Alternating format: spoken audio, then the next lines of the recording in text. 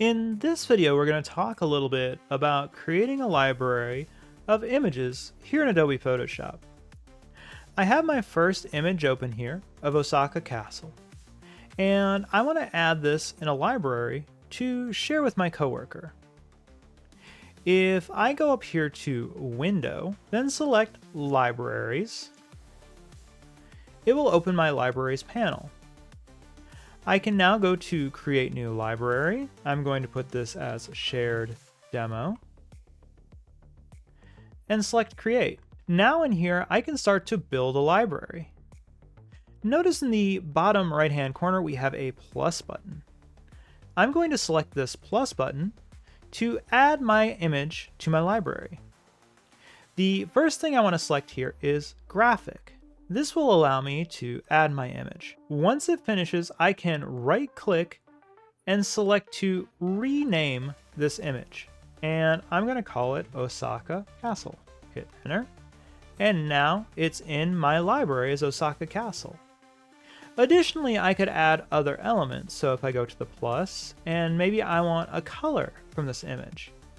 Well, by default, it selects the foreground color. So if I wanted to change that, I could go over here to my foreground color, and let's say I want the blue sky. Say OK. And then I'm going to add that foreground color.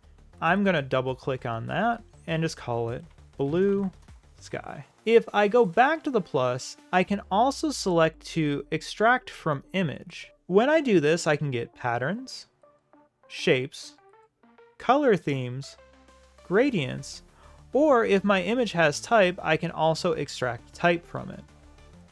Now, I'll be honest with you guys, I don't use shapes and patterns that often, but I really do like color themes, gradients, and type. When I'm ready to share this library, I can come up here to the little circle icon and then add in the email of the person who I'd like to invite. Before selecting invite, I can choose if that person can edit or only view this library. That individual will receive an email invite letting them know that they can now access the library. If I need to add another image to my library, I can go to File, Open, select the image, go to my plus, add the graphic, right-click it, rename, and give it a good name that I'll remember. Once I do that, the people I've previously given access to the library should be able to view and use this image in their work. Well, that's it for this week. I'll see you again next week for another quick tip.